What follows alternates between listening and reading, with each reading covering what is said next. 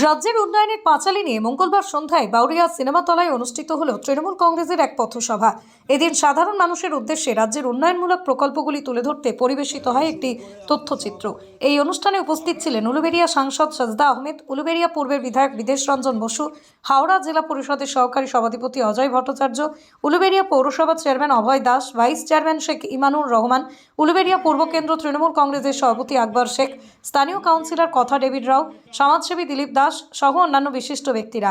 রাজ্যের উন্নয়ন ও মানুষের কল্যাণমূলক কাজ নিয়ে দলীয় নেতৃত্বের বার্তা পৌঁছে দেওয়াই ছিল তৃণমূল কংগ্রেসের এদিনের এই পথসভার মূল লক্ষ্য। বাউরিয়া আমি যখন আসছি দেখলাম বাউরিয়া ব্রিজ হচ্ছে। সুলতান সাহেবের একটা স্বপ্ন ছিল এই ব্রিজ, ওভার ব্রিজ।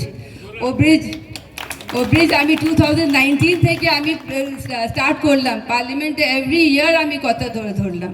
এখন যখন এই ব্রিজ দেখলাম আমার কি মনে একটু শান্তি, খুব শান্তি হলো। আর আপনাদের কষ্ট এখন অনেক হয়ে যাবে, আর থাকবে না। অ্যাম্বুলেন্স যখন যায় এত দেরি, মানে পেশেন্টকে দাঁড়াতে হয়, কোনো সময় মানুষ থাকেই না।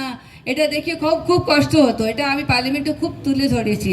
এটা সুলতান সাহেবের স্বপ্ন ছিল যে আপনাদেরকে এই পরিষেবা দেওয়ার।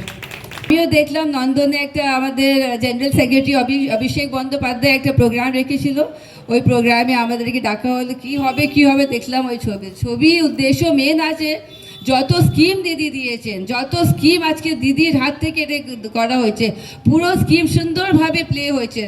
আমাদের রাজ চক্রবর্তীর প্রোডাকশনের ছবি হয়েছে, আপনারা দেখবেন। আজকে আপনার ইভিনিং খুব ভালো কাটবে।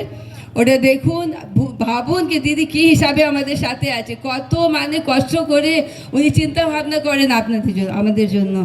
তো বিজেপিকে তো আপনারা, আমি জানি এখান থেকে বিজেপি তো আমাদের কোনো ফ্যাক্টর নেই, উলুবেড়িয়ে তো ফ্যাক্টর নেই, এটা আমি জানি, কোনো ফ্যাক্টর নেই। দিদি আছেন, দিদি থাকবেন, দিদি এত কাজ করেছেন, উনি সব সময় মানে দিদি আসেন। আমাদের পুরো বিশ্বাস আছে 240 থেকে 250 সিট আমরা পাবো।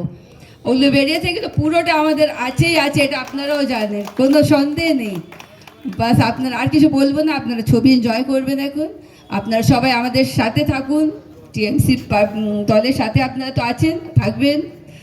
আমি খুব ভালো লাগলো আপনাদের সাথে দেখা হলো আজকে। ভালো থাকবেন, সুস্থ থাকবেন আপনারা।